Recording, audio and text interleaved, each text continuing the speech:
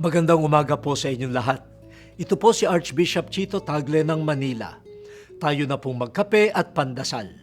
Pagnilayan po natin, manalangin ng taimtim. Bahagi ng ating buhay ang pagtawag sa Diyos.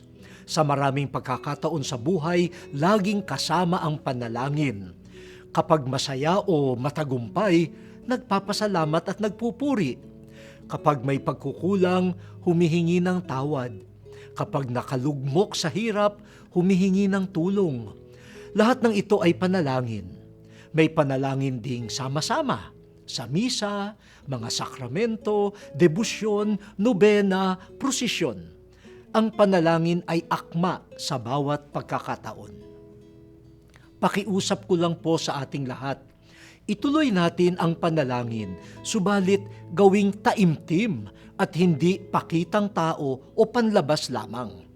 Taimtim ang panalangin kung mapagpakumbabang ibinubukas ang puso sa Diyos, kung ating ipinauubaya ang sarili sa Kanyang kalooban, at kung namumunga ng bagong ugali at buhay.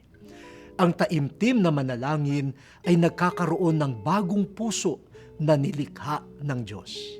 Kaya sabihin natin, O Diyos, turuan mo kaming manalangin ng nararapat.